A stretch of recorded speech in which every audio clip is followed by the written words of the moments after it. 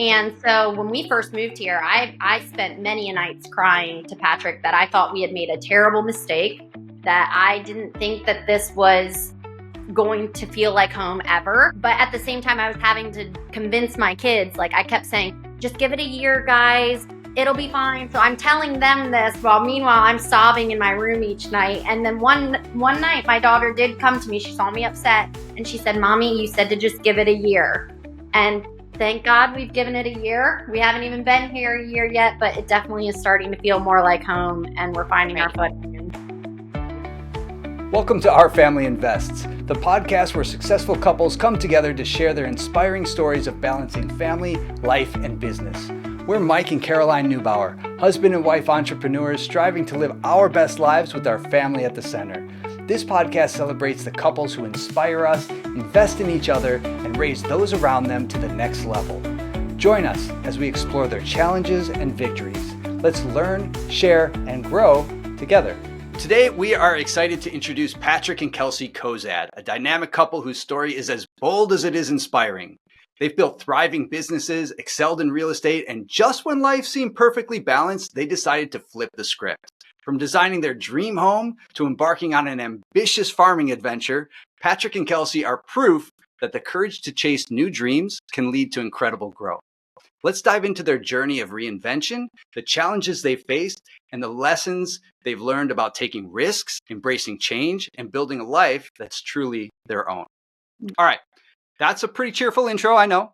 But now, in your own words, I want you guys to fill in the gaps and tell the audience a little bit about each of you, what you do, what you've done, and what you're most proud of. But here's a twist. Patrick, you tell us about Kelsea, and then Kelsea, you tell us about Patrick. Oh, I love this. Oh, no. All right, so first off, I should state that if you can't tell, I am actually in a doghouse as we speak because I didn't exactly tell Kelsea that we were doing this, or I guess I told her we were doing it. I just didn't ask her.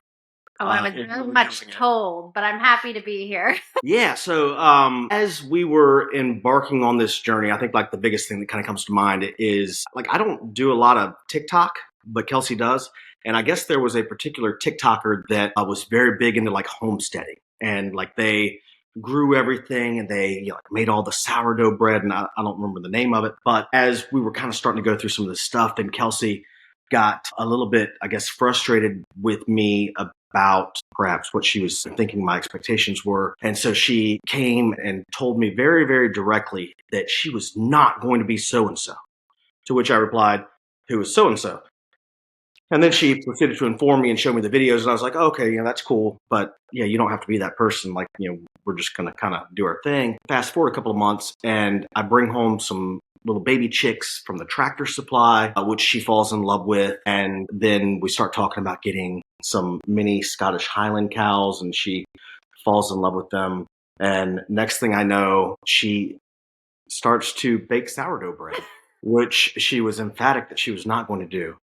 And while she makes a very, very mean loaf of sourdough bread, I was not expecting any of this. So she is still 100% Kelsea, and she writes her own script. Seen pictures and videos of her sourdough and a lot of other things that she's made, and it does look incredible. I wish I could eat, especially those folded in variations look amazing. Oh, yeah, the jalapeno cheddar. That's a definite favorite, or everything bagel seasoning. And your pies. Thank you. The key lime pie has always been like, my stepdad has said since I started baking pies, he's like, you make the best key lime pie I've ever had. And I was like, oh, that's really sweet. But it's my dad telling me this, of course. Right. But the more I've made them for people, they're like, I've been to Key West. Yours is better than any. And I'm like, oh, my goodness, you guys are so nice. It's become quite famous for her pies here on the beautiful island of Kent. Yeah. How long have you been doing that? I mean, it feels like you guys kind of just were going one direction. Like, Patrick, you're running this enterprise, Chick-fil-A and real estate and everything else. And then all of a sudden you're like on a farm.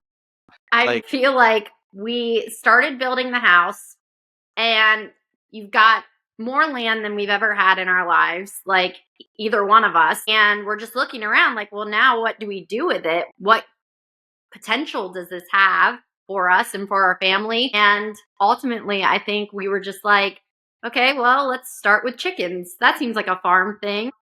And I always thought it'd be cool. Like, I love animals. I've always loved animals. We have 3 dogs. And so I was like, let's do chickens. Except for, I was like, how do you even get started with this? Like, we need a coop, you know? And so I turned to Patrick and I'm like, we should just buy a coop offline. But my husband does not do stuff like that. He is so talented and so smart and independent that he was like, I'm going to build you a coop.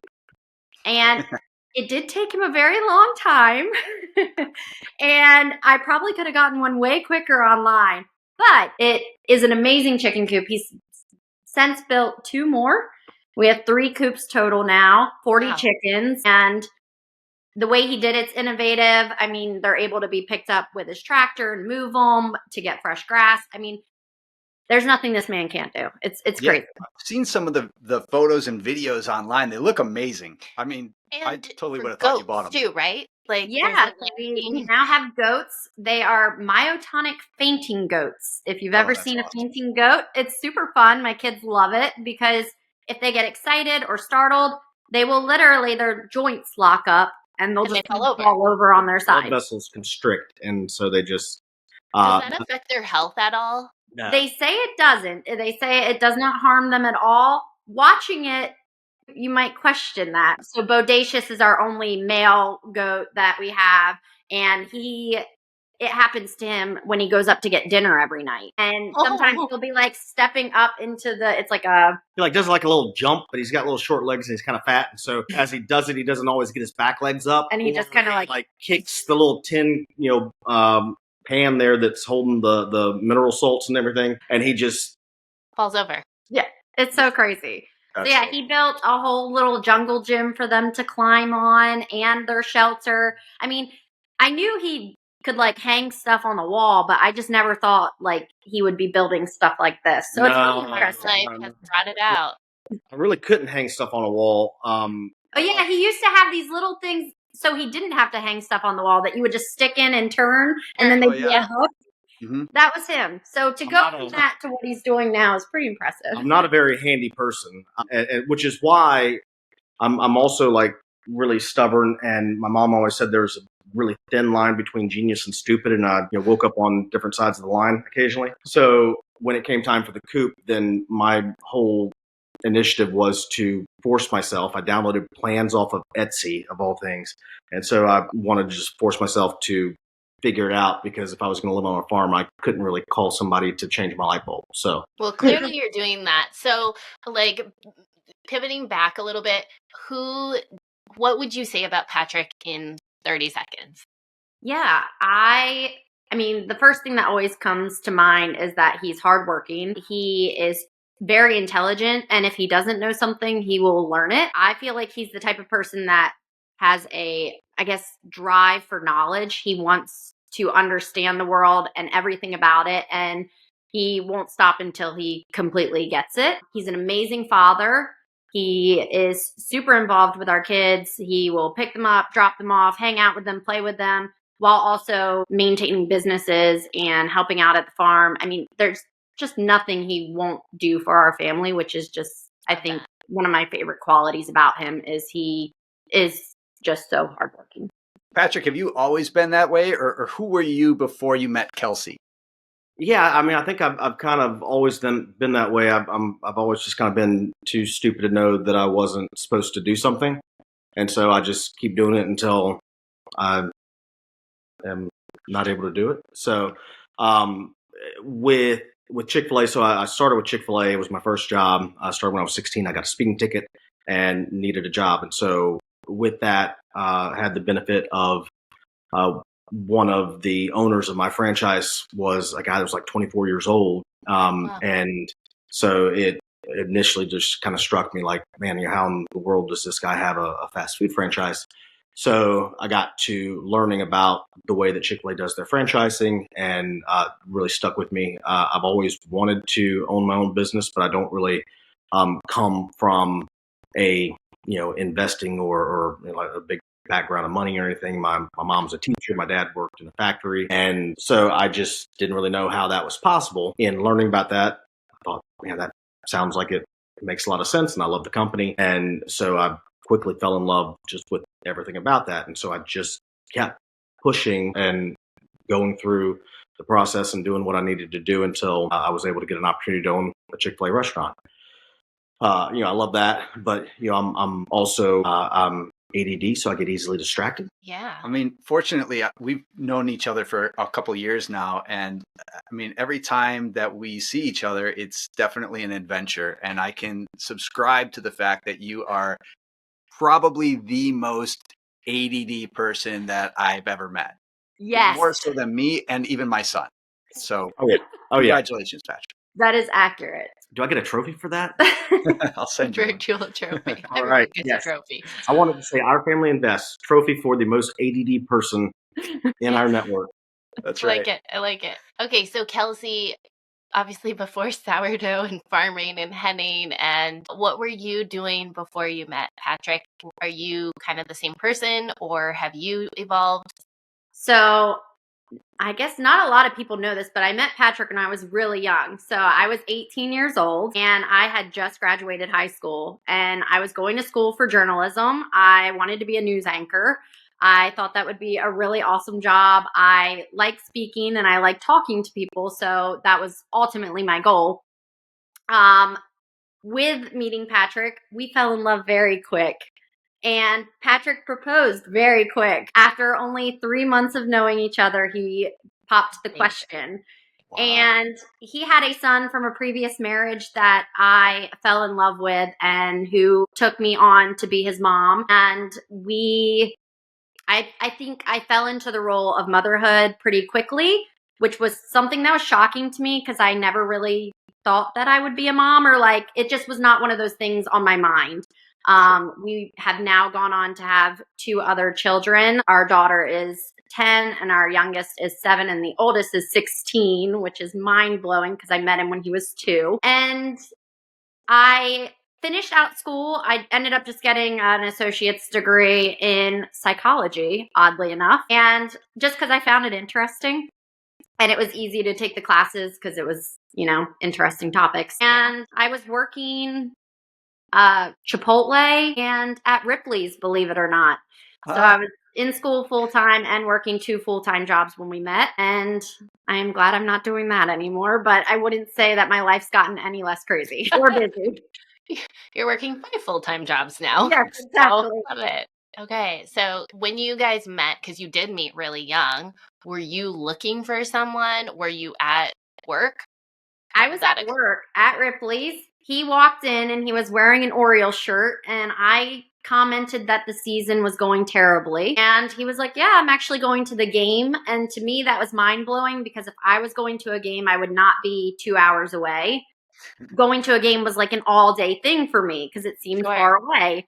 And he's like, well, actually, I live there. And I was like, oh, that's cool. We talked for a few more seconds. He walked away, never thought anything of it. And like probably 2 or 3 hours later, he comes back in and gets in line and buys Swedish fish from me because we had a candy section. And he handed me his business card. And of course, I saw Chick-fil-A and was like, no brainer. Pickup line I have. Best pickup line. Yes, nobody's ever accused me of having a lot of quote unquote game or swagger, whatever. I don't know what the kids call it these days. So like I would be working at Chick-fil-A and one of my, team members would look at me and say, oh, that lady was flirting with you. And I'd be like, she wasn't, what are you talking about? Kind of a thing. And so I just never picked up on what folks were laying down. Well, I now know that Kelsea will connect with literally anyone. I was not flirting. He would have commented about the Orioles shirt to anybody that came in. But when I left, then for the next 2 hours, I'm just thinking like, man, like I wonder if that girl was flirting with that. I think she might have been flirting with me. I think she might like me, And so to the point where I was there with a group of friends, we went back like 20 minutes away because we'd all ridden together to the beach. And I'm getting in my truck, and I was like, okay, I'm looking at the time. I'm like, okay, I've got to be at Camden Yards at this time, but I think I might just have enough time if I drive super fast to drive back 20 minutes the opposite direction, see if she's still there. And then, if it's nothing, then whatever, I'm late for the game. But, who knows? So I did. And I gave her my best pickup line, which was my business card. And yeah. He hit me with the nuggets. There you go. Yeah. The crazy thing was that then when I got to the game, I went into, game mode, and I'm not looking at my phone or whatever, which is not too much like me now. But back then it was, not everybody was on the phone all the time. So I was driving back and just kind of catching up with, hey, what I missed over the last 3 hours. And I see that she had texted me and said, hey, this is, the girl from Ripley's. And then, like, I don't know how long it was. In my mind, it was 20 seconds later, but it was probably more like 15 minutes that she sends a follow-up text like, well, I guess you weren't that interested. It's quick. Yeah. So, I called her. And Quickly responded. He was like, I told you I was going to the game. I'm sorry. I don't check my phone like that. So, wow. So your first impressions of each other were pretty good then, I assume. Yeah. You did pretty good. You did pretty good. So, that's a pivotal moment, because if you hadn't picked up on her non-cue, you probably wouldn't be here today, right? It is crazy. Yeah. It's a thing for sure. And A moment in time. It's so crazy. Yeah. Well, I'm glad that you guys did, and you followed up, and you did your follow-up text so that Patrick would actually respond. And now you got a family with 3 kids. You do. Yes. What do you love about each of your kids? Oh, goodness. Okay. So start with Peyton. Peyton is super witty. Like, he has off the cuff humor. He's an improv, so he can come up with stuff and like really just quick, and it's amusing to me. He is beyond intelligent, but like also kind of dumb at the same time, which is very charming for a 16-year-old. But he's responsible and he's kind. He's all the things. Just a great kid. Tirza is very talented in singing, and I love hearing her perform. She's outgoing. She's super kind to others, and she's my walking tornado is what we call her, because she's also super messy. And then Liam's just like, we call him Love. He's not my favorite. You can't say that on a podcast. We call him Leedlebug. Like, he's just, I don't know, maybe because he's the youngest, he still seems the like most naive and kind and like charming, but he's full of cuddles, and he's so sweet. You could eat him with a spoon. So that's my takes. Patrick, would you jump on the same boat, agree with Kelsea on those takes? Yeah. I mean, I feel like that Peyton, like, the best thing about him is that he's just a good kid. And I don't think that's really that much to do with us, but like they always kind of say that you kind of like figure out the whole parenting thing on your first kid and make all your mistakes, and then you can get better as you go along. And so thankfully he's the kind of kid that, despite our mistakes, kind of, that he's turned out really, really good. And he's a good kid. Tirza, definitely super talented, super entertaining. She lights up a room like her mom, and she's like really, really like scary smart, but she's just absolutely incapable of like picking up after herself. I literally have an empty bag of Doritos that I don't really eat Doritos, and definitely not this flavor. But here they are, and I can give you 3 guesses on who left it there. But those 2 guesses you don't get. And then It's now a bad time to say that those were actually mine. Whoa. I ate those yesterday, and I forgot to throw them away. So maybe she gets it from me. That's hilarious. Man. I did hear about a drawer of Slim Jim, so. Yeah, I had Slim Jims for lunch today. Yeah, that's a whole different story. She does take the rap for some various things that maybe she's not always guilty of, but most of the time she is. So 80-20 rule. And then Liam is every bit as entertaining in a different way. And he's he's a sweet boy, but he's he's also a little terror in his own right at times. They all are. But yeah, I mean, it's just like, that's what makes them special. they're a lot of fun. They're so different, but they're all amazing. So I love that you guys, since we've met you guys have always been really family oriented. And I know how difficult this is with just one for us, but you guys have 3. And not only that, but you're running Chick-fil-A and now you're running a farm. Like that is not a side gig, right? Like this is a big farm with animals and all kinds of stuff, right? So how do you prioritize your family when you've got all that going on? Yeah. It's a really good question because I don't feel like we always get it right, but we're trying. And so, I mean, one thing, I've always been the type, I love to be in the kitchen. So it's very important to me to at least probably, I'd say 5 out of 7 days, make a home cooked meal for our family. So we do a lot of dinners together. We spend a lot of time around the table. The kids love to play games at dinner time. A lot of it's like reading trivia questions and them guessing. But that little bit of time to kind of catch up throughout the day is super important. It's been hard, and this is one thing we're working on, trying to get the kids more involved on the farm. I thought that they would be way more interested because of the animals, but in fact, they're not interested at all. Getting them to do anything is like pulling teeth. It's like, hey, can you go get the eggs? To me, that's fun. I love collecting the eggs. It feels like Christmas morning. Like, how many are you going to get?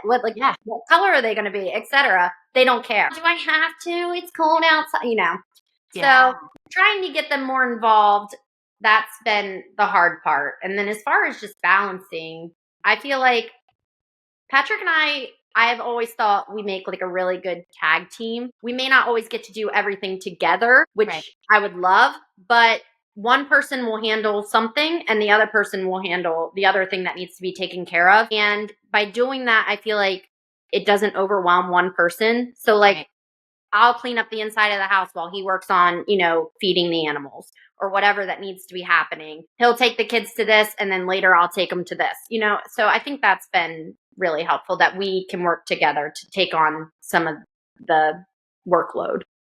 Yeah, I totally agree with that. Liam, so just getting kids off of devices is always a challenge, I think, for anybody. And so Liam, would be wanting to play on his device and I'd say, hey, come out with me and take care of the animals. And I know in my mind that once he gets out there, he's going to have a blast. But just convincing him to get excited about it, is difficult. Now, of course, once we got out there, I'd let him drive the gator around and, just the different stuff that kids love to do. And he loved it. Now, he forgets all about that the next day when I'm like, hey, do you want to go out with me?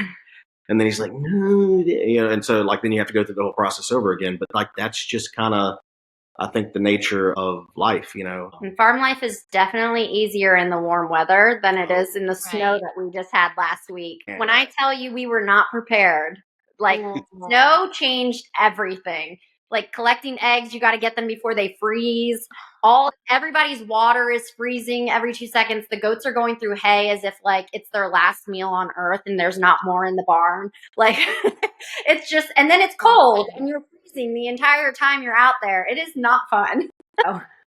Yeah. Those are definitely physical challenges. And that winter does add a whole new dynamic. Winter here in Hawaii is a little different than winter there. Yeah. So definitely give you kudos and props for hanging in there. We've got a few more months of winter. Yeah. So I think probably around the end of March, it'll start to warm up. Right. We've got some time. Yeah, April's always one of those months where it could be 70 degrees outside and beautiful, like it is in Hawaii every day, or it could be 30 degrees and, some random snow that decides it's to definitely a game changer. Okay, so those are challenges physically and current situation. What are some more personal insecurities or fears that you guys have had to overcome with business and marriage? Oh, yeah. I mean, for me, I always have doubted my contribution to the household. I don't feel like I have an income necessarily because nothing I do is actually bringing in money. I stand alongside my partner and I help, I obviously raise our kids. I help out around the farm. And of course now baking, bring in some money, but we're not talking mortgage paying money, of course. So that's always been an insecurity of mine, that what I'm doing actually, does it feel like to him I'm contributing versus having a job that was bringing in a monetary amount.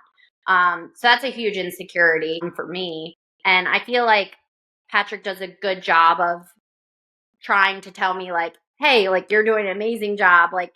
Even just baking a pie and selling it. I mean, that's something. I mean, whether it's $5, $30, it adds up in the long run. And ultimately it gets people out here to see the farm that may then decide to board their horses with us, or long-term, we have no idea. Like the farm stand, we're building a permanent structure. And I've already had people reaching out, like, can I sell my soaps down there that they make? And so, like, adding different vendors that might be joining us. I mean, you never know this. We could join a farmer's market. You never know where it's going to take you. So little steps add up to big things in the long run. And he tries to remind me of that.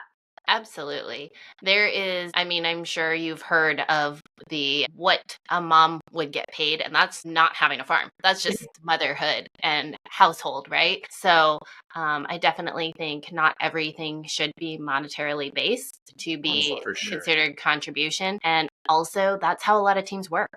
But there is that give and take. Over the summer last year, though, like I know that money's not, everything, but like over the summer last year, like her pies legitimately was creating a buzz around our community, which in Maryland, you don't normally think of like having like a tight knit community, but over here, once you cross the bridge, it's like you go back in time and like time slows down.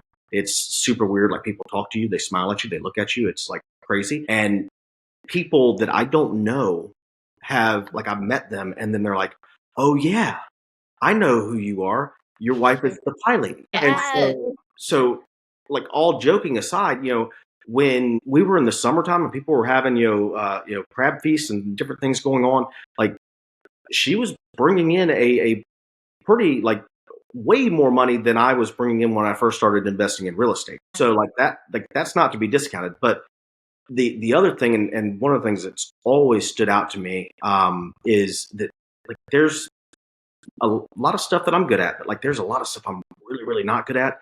And if you don't believe me, just ask my wife.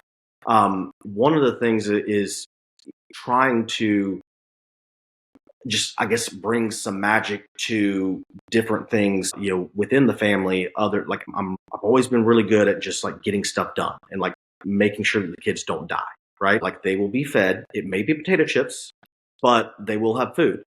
I'm not really good at bringing stuff that would be memorable, that when the kids, are 30 years old, that they're going to look back and say, yeah, I always loved that my family did this. Right. And that's where Kelsea really stands out. A big thing that comes to mind is St. Patrick's Day has always been big with our family. I don't know why. He looks like a leprechaun. Maybe. Yeah, I can see my it. youngest, Liam, was convinced that I was the leprechaun until I brought out the box of Lucky Charms that showed very clearly a blonde-haired, blue-eyed leprechaun. And I don't have blonde hair. I've got green eyes. Liam does have blonde hair, and he does have blue eyes. So then I twisted around and convinced Liam that maybe he was the leprechaun and he just didn't know. But she's always done a bingo, a scavenger hunt. It's green milk. We've got years from Peyton being 2 years old until now. Wow. Pictures every year of him progressing, drinking green milk that magically turns green because of the food coloring that she put in the bottom of the glass.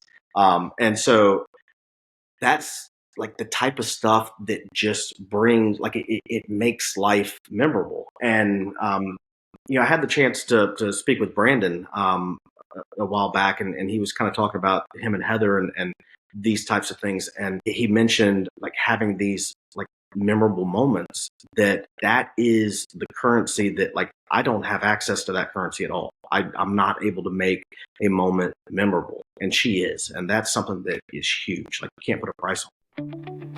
Hey family, real quick, if you would prefer to watch your content, head on over to Our Family Invests on YouTube. You can watch this podcast and more over there. Don't forget to like and subscribe and hit that little bell icon too, to make sure you never miss an episode. And now, back to the show. So, you guys have created just an amazing life for yourselves right now.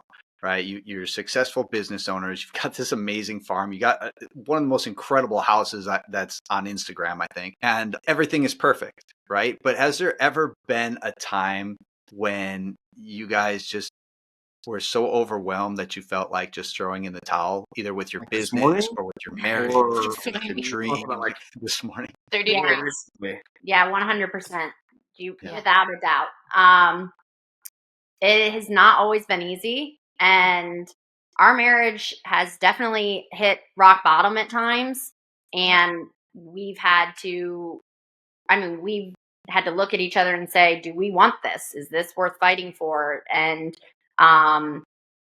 we've done marriage counseling, and we've definitely now put I feel like our marriage into God's hands and trusting in Him, and our business is in His hands. I mean, ultimately, at the end of the day, we're only two people, and, we can do as much as we can to make things go and move. But I feel like ultimately the success that we've had in our marriage and in our businesses and this beautiful farm is all because of God. So ultimately, that's where I give like the glory. But 100%, I have wanted to kill this man.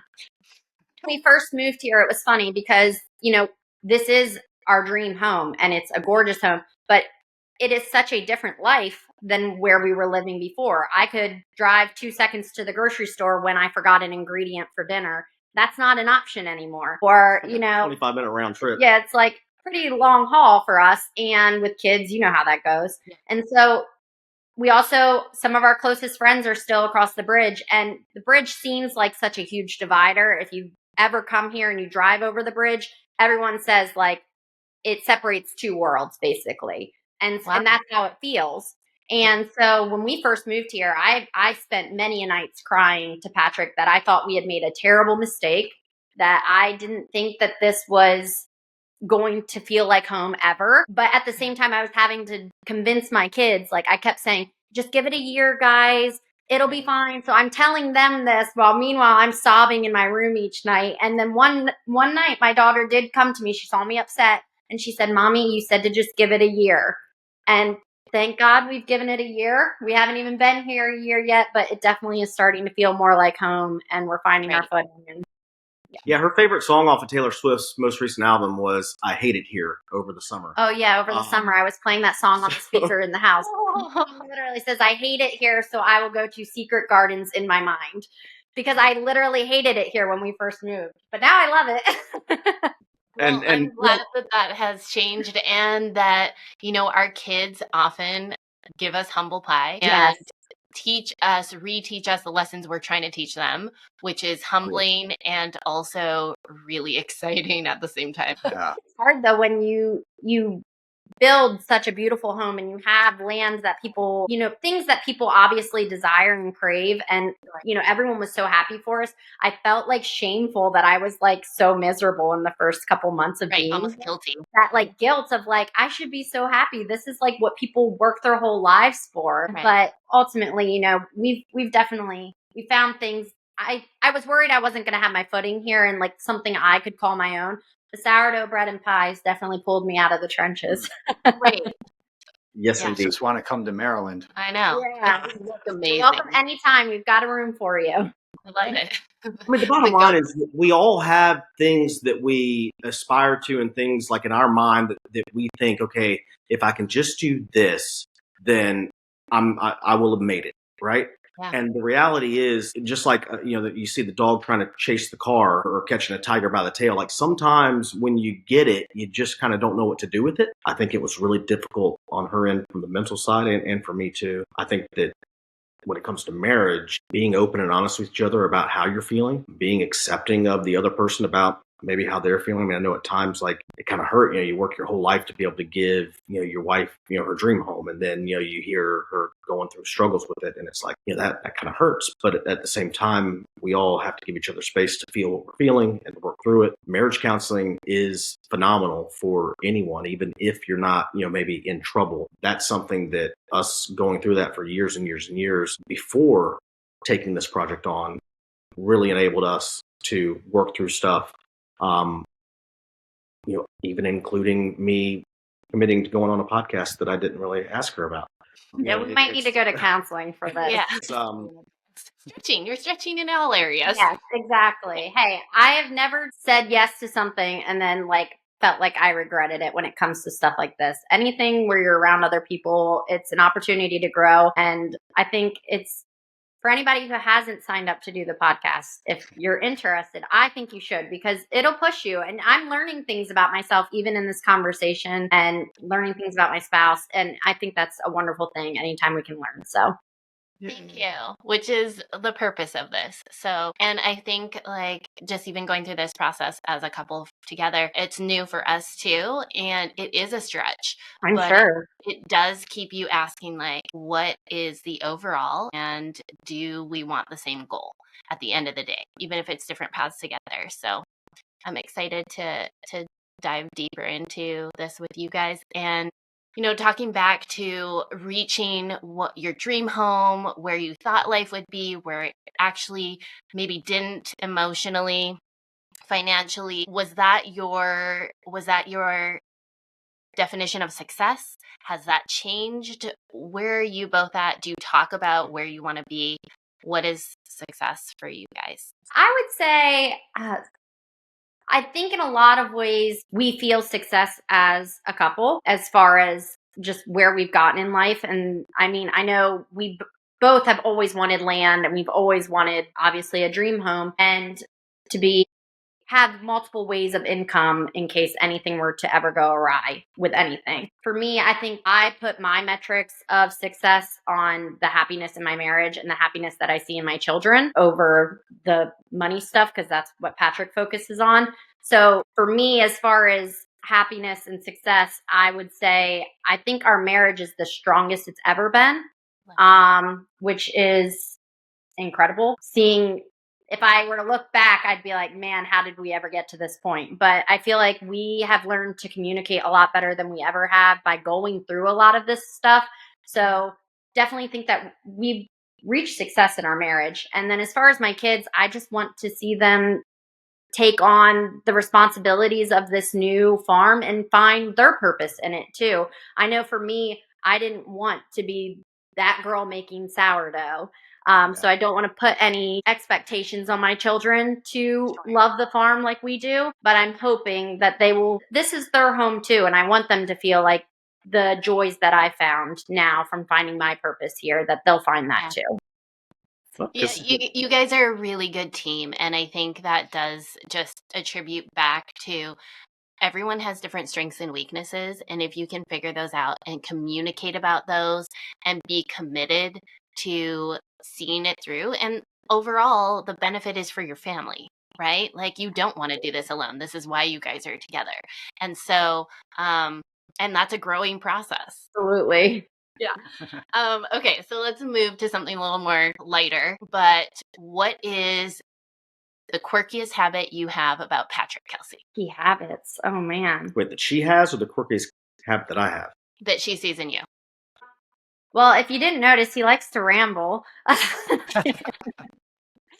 Yeah, he has a very hard time getting to the point, which can be very endearing, but can also be very annoying. I love you. Yeah, I would probably say that. He gets very distracted easily, as you've heard, and he plays a lot of Risk on his phone, which can be a little, yeah. Yeah, I literally forgot the question in the middle of what I was saying a little while back. You could probably like rewind and find exactly when my face went blank, and I was like, you were thinking about Risk. Yeah. Okay. So quirky habit for Kelsey. Go. Well, y'all are looking right now at the very clean back of our bed. If I were to flip the computer around, you would see lots of stuff. There's clothes. There's lots of laundry folded that I have not put away. Okay, thank you. Her closet I don't is think that's worse. quirky.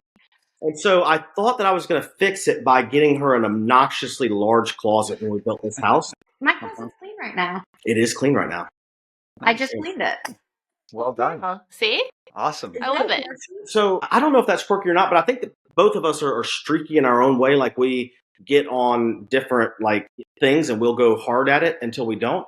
And Kelsey, while she can be the like rival Tirza with being the messiest person I've ever met, clearly, but she also gets on these like just tears where I've never seen anybody so committed in my life to like cleaning and organizing, and she just like won't stop. It's insane. I'm pretty sure it's called like a manic episode, but sure. Maybe so. You must be so grateful for those episodes. Exactly, right? It's kind of like crazy. But so that would probably be We like celebrate the wins. Okay. Exactly. Yeah. if she could just like do like a consistent whatever it is. Then that would be boring. Yeah, that would be boring. That would be be boring. And then you wouldn't have anything to share. So No I'm funny glad that stories. she does that. Yeah. All right. I'm curious, who are 3 people that inspire you the most? The Neubauers, the Turners, and Robert Kiyosaki. Like it. Man, this is so hard for me. I mean, the first people that I think of are my parents. I feel like they have just an amazing marriage. They both contribute to making, my mom homeschooled my brother and sister. So she's shown me that you don't have to have like a career to, like I said, I struggle with that idea. For sure. So definitely my parents are just wonderful. Oh man, I don't feel like I look up to a lot of people. Is that bad? Like, I think like people do amazing things, but I don't really like admire anybody. That's bad, isn't it? On the TikToks or I follow lots of people on TikTok, but I feel like I take so much information from so many different places that I don't like have like one particular person that source you like. that I can go, man, I just really, that's who I want to be or what I. Yeah. All That right. makes sense. You glean from a lot of different sources, which is great. Yeah. She's a really good dancer, and so she does like this dance where she does like the shopping cart, and it's like you do that. That's kind of what she does with My life. I just pick different information from places. Yeah, I like this about this person and this That's about also this why I person. didn't answer the podcast question. Right. Because I don't like have like particular ones. It takes sources. I like it. Maybe Pinterest recipes. There you go. Yeah. All right. Okay. Yeah. Well, let's move on. I want to know, let's hypothetical question here. Okay. I know, Patrick, you're more of the investor type here, right? If I were to give you, and I'm not going to, but if I were to give you $1,000, I want to know how you would invest it. And then I want to know if I gave you $100,000, what you would do with that. And then for the cherry on top, if I gave you $1 million, how would you invest that? So we'll start with 1,000. So is this if I had nothing, or is this just like Just a complete hypothetical right now. It's like, man, Patrick, I don't know what to invest in right now. Here's $1,000. Go make me some money. Oh man, Not an Orioles game. $1,000. Come on, No pressure. Yeah, this is tough, man. Probably $1,000. I would probably do something related to the farm to maximize all the different bridges that I've got almost built here. If you gave me $100,000, then I would probably go and look. I've had a lot of success with small commercial office buildings, and while the real estate markets have been a challenge with all of the beautiful inflation and everything else we've had going on, there's usually still some opportunities that you can find in those small commercial office buildings, because a lot of people are kind of timid about them, and you have to kind of just figure out the way to lease them out and the way to just leasing in general and all those kind of things to make money. And then $1 million, man, if you just gave me $1 million, then I'd probably You'd go to Jamaica. for that. Yeah, I'd go to Jamaica a couple times. Yeah, that'd be great. No, I think that then you're looking at probably a mixture of doing some of those deals, with small multifamily or small commercial office buildings, and then perhaps some syndications, because we only have so much room on our plate to manage different things. Or you could look into taking on a whole nother challenge and learning, the larger multifamily stuff or larger commercial stuff. So, wow. You wouldn't buy me a bunch of mini Highland cows? Yeah, to produce green milk. What's your No. ROI on a Highland cow? all right. So here's the thing. The So, Highland cow costs. I built this 12-stall horse barn that actually had a lady out yesterday that informed me that my 8-foot wide stalls may not be sufficient for a full size, like quarter horse or whatever, although they are perfect for my mini Highland cows. And by the way, at a market rate of $500 per month for a stall rental, and that's $6,000 a year. With the mini Highland cows, you can sell a calf for anywhere from $6,000 to $12,000, depending on kind of wow. the appearance and how they look. But theoretically speaking, if a cow had one baby and you sold that baby for $6,000, that's a year's worth of stall rent without rental. having to deal with essentially renters. Horse boarders, which I'm learning are a bit of a challenge, much like any renters, and you have to manage that properly. So I think what he's saying is we're going to fill up every stall with a new mini Highland cow. Perfect. Thank you. Yay. Yes. 10 mini Highland cows. I love it. I love it. That's great. Awesome. You guys, this has been great. I know we're kind of coming up to our time here. So I want to put it out there. If our audience wants to connect with you guys, where can they reach you? Or if they want to order a pie. Or honey. Or do you have a website or Instagram or TikTok or what's the best way to get it? We have a website. It's www.leighAllenFarms.com. And I'm sure you guys can put that somewhere. And we can in the show notes. Yes. Yep. And is that Leigh? Correct. And then Allen Farms. Yeah, Matt, I told you everybody talks here. And so when we first moved in, then this lady just stops in front of the house when I was checking the mail and gets out of her car and starts talking to me. And I was a little freaked out. But then she said, so you must be Leigh. And I was like, nope, I'm not Leigh. And she's like, oh, you must be Allen. And I'm like, Allen. And she was so perplexed. And so it's our middle names. Super creative. And I love it. Yeah. Yeah. So, and then we have a Facebook as well for the farm. And then, of course, personal Facebooks. And Instagram. We got Leigh Allen Farms on Instagram. Oh, we are on Instagram. Leigh Allen Farms. Although, nice. Awesome. We'll get those links from you. Yep. Perfect. Well, guys, this has been so much fun. Thank you both for joining us today. We really appreciate both of you guys coming up. Yes. Thank you, Kelsey, for saying yes, even though you didn't really have a choice. We really appreciate it. When you guys send over those thousands of dollars, I'm going to book a flight to Hawaii. So I love it. Perfect. I love that.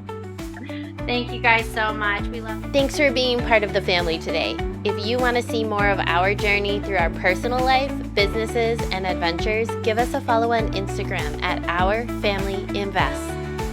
If you like this podcast, share this episode with a friend. And if you really want to support us, we would be so grateful if you would leave us a review on Spotify or wherever you listen to podcasts. Your review helps us to reach a bigger audience and bring on more amazing guests. Thank you so much. We really, truly appreciate you.